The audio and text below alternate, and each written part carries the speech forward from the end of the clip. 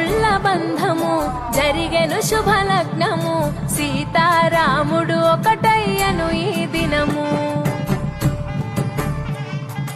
7 అడుగుల పయనము ఒకరికొకరు సొంతము కలిసి మెలిసి సాగను ఈ జీవితము